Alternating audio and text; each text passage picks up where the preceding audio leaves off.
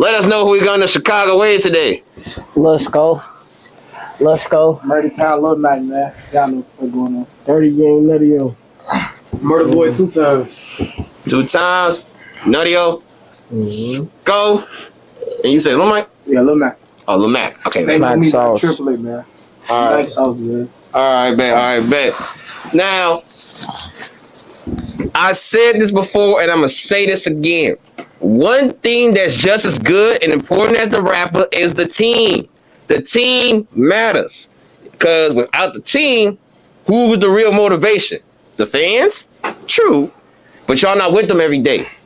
So not only did we get, I did initially ask Lil Sko, but folks said he wanted to pop out with his crew, and I said pop out. I don't give a fuck. And look who we got, the quadruple threat. You know that, man. You know I gotta pop out with brother. For sure. This interview was sponsored by Ironic Studios. Salute to my boy Pyro Be the Name for allowing me to pop through and spot and interview some real hood legends. No spot, man. Nah. This your spot. I just bring people over here. You said make yourself home, man. Make yourself home, man. Nah, for sure. You know what I'm saying? Chief. But yeah, though, on all serious note, how you guys feeling? It's 9 o'clock at night and we still outside. We feeling good. We feeling great. Free butter. Feeling great. For sure. You see that later. For sure. And we got a nice amount of things to talk about because Sko, you in particular, you were supposed to have did multiple interviews years ago, and you were supposed to have been well regarded in a higher manner. Like, in other words, you supposed to have been blew up and got recognition from the whole city years ago. But we gonna remind these niggas. But before we get let's get it all cracking. You could have been on DJ U16, shout out True Teller, No Jumper, Drea O, Corporate Media Cartel, live on Baba TV, on the Couch TV, anywhere in the world, but you're fucking with the waves today, and I appreciate you for that. You know that, my boy. Is that a diss, though? I always want to ask that. That's like a low-key diss. That's me shouting everybody out. I know, but like... No, I'm saying they could have been with them because these are niggas that's dedicated to YouTube and I'm dedicated to Instagram. You all good. Some people actually do be wondering why I be doing that. You gotta be on bullshit. You all good. But yeah, though, now, let's break it all down, though. You all are from the low end, right? Yup. Born and raised. For sure. And before we get into where specifically the low end y'all from, where does the low end start and end at? That bitch started 39th, ended 51st. Now let me stop playing, man. I'm about to say 39th. I ain't gonna lie. I think that bitch started for sure at about like 30th, 31st. I wouldn't even count 21st because that's like downtown and shit still. 29th like downtown still. Hilson, right? Yeah, so that shit like downtown. So I say from 30th to 51st for real. All right, from 30th to 51st. And everybody in agreement with that? Hell yeah. All right, bet. Now, this shit's been a debate since 2023. And clearly, a lot of people from the low end don't know where it started or end at. It's always mixed answers here. We can never get a straight or simple answer out of everybody. The same answer at that. You hearing it right now. From motherfuckers born and raised. That bitch started from 30th. Cause when I get to 29th, I feel like I'm downtown. I see downtown when I get on 29th. So anything past 30th is downtown. Yes. All right, bet. That's the South Loop. That's considered the South Loop. South Loop. That is true. My hood. One of my hood. You trying to tell you. Anything past 30, we gonna see the police. Anything past 30, we gonna see the police. Trying to tell He you. ain't lying. Hey, anything past 30 is the police. That's a new one. All right, bet. Now let's focus on y'all. I would ask where you're from, but I don't got to because I already know. Everybody in this room is from 39th from Princeton. Murder Town. For sure. Exactly. And you want to know something? I love Murder Town. I'll tell you, I love it. The reason, and you want to know the reason why I love it? Wow. Because that is one of the first hoods from the low end during the drill era to blow up with Like I ain't gonna lie. It started off with one person, but then it branched out to everyone else over time. But that hood put on musically for the low end, if you ask me. From what I seen during the drill era between 2012 to no. Let me correct myself here. Between 2015, 2014 to right now. But let's break it all down. Everybody's from the same hood, but it's different ways of growing up. What was it like growing up over there for y'all? Fun as hell. Fun as fuck. I ain't gonna lie. Fun as fuck. We learn everything there.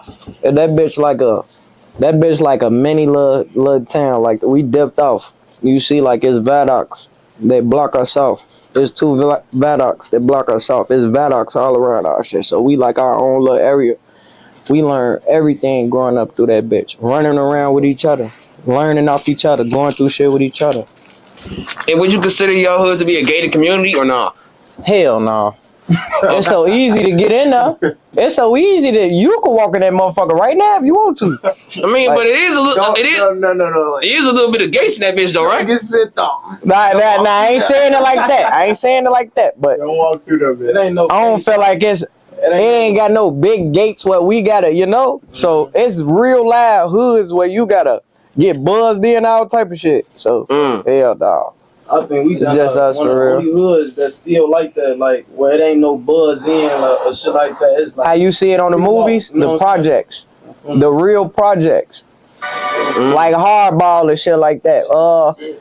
New Orleans Magnolia and shit like that. Real projects, for real. All right, bet. Say less. And why is it like that still to this day? I feel like it changed a lot, but I feel like a lot of shit's still the same. I feel like Do you want to change? hell yeah. Hell yeah. I bet. Then what's the main thing that you could change about your hood if it's something to change? Make more things for the kids. It was more shit for us to do when we was kids. Like even though we older people around us made shit out of. I ain't gonna lie. Pause that for me. All the people around us was real live, making shit like making baseball teams, making football teams, doing shit like that. So I feel like it's on us to. It's on us to really like just with the kids, get the kids together, do more shit for the kids. It ain't nothing for them to do to run around and be bad right now. It ain't really no rec centers. It used to be rec centers. Motherfuckers used to really, kids used to want to work with other kids, getting more jobs. They don't even got no jobs for the kids who want to work with the kids. This shit like, shit damn. fucked up. Yeah, this shit fucked up. Okay. But, all right, check this out. Right next to your block is a whole stadium. There's a whole baseball stadium. You don't think seeing that right there should motivate the kids to think more about being in the middle of the stadium than everybody watching, I say that played a big part on my life because we used to see cars. We used to see the baseball players and shit just running through the hood and shit. We used to go to the games, seeing how people just go crazy for one person. Inspired me to really rock because I'm like, damn, you could really have this impact on people with doing something good. So that I feel like that right there, they really be saying like it's a bad thing. Oh, they got this baseball field right here in this hood. No, it's nothing like that. That shit really motivation. That shit really make us think outside of the hood. That White Sox field, everything us. I got this shit tatted right here. That's everything us. Yeah, that's the low end right there. Yeah, that's the low end. That's everything us. When you think about that White Sox field, like when we think about that motherfucker, we think about home. That's home. We grew up with that motherfucker. Oh, See inside the stadium. That's what I'm saying. I didn't even know that. I stayed in You go to the stadium, you can look down, you can see an all shit. So that shit hitting home runs. that whole time. Yeah, like I ain't gonna lie. When they hit a home run, we go crazy over that shit. We'll probably be mad as hell. We hit a home run. shit. Let's say when they strike the ball out, do we ever go in y'all hood and somebody catch it? I wish that motherfucker need to hit somebody in the head and knock some sense in them. For real. Yeah, but all right though. Now, as far as Middletown overall, how will of an impact do you say that y'all hood have on the whole city, music wise? This ain't no dish. Go This ahead. is not no diss to nobody. Go ahead. We fuck with everybody. We fuck with what everybody be doing. You But need both. we started a wave for a lot of shit. I ain't even gonna say we. One motherfucker started it for real. And a lot of that shit came from us. Like, all us. Hey, So, what I say earlier before we start, when you told me you was from Murder Town, what I say? oh yeah. I said I loved it. And why did I say it? Because the drill scene, we started like, it was a big outbreak for us. Mm-hmm. Even bro had a big ass outbreak. And then we looking at that shit, we coming up with that shit. So that shit just had all us lit. That shit just had all us turned up. And a lot of us been rapping before anybody had no eyes on us and none of that shit. So, yeah, I ain't gonna lie. That was some impactful shit right there. Good show. And any special final remarks y'all like to leave about your hood before we get into deeper topics? That's what I'm gonna say too. It wasn't no nobody left us, nobody got signed, nobody left us, then nobody signed nobody, and then nobody fucked nothing up. It was just we grown ass man. Everybody got their own shit going on. Everybody go through shit. So I feel like us being on the internet a lot, like us rapping this shit, a lot of people got to see like the real with us. A lot of people got to see the sad shit, the bad shit, the good shit. So, but I don't know, like this shit generational. Everybody gonna have their outtake on this shit. Everybody gonna have their input on this shit. So, yeah, that's all I want to say. For sure, show. Now, since you and I both done reference bro a couple times, let's give folks his flowers real quick. I don't really think nobody gave him his flowers recently, so let's make it clear. Timo was the first rapper, at least to the world's knowledge, that came out from Murder Town with the rap scene. And he's a Chicago legend.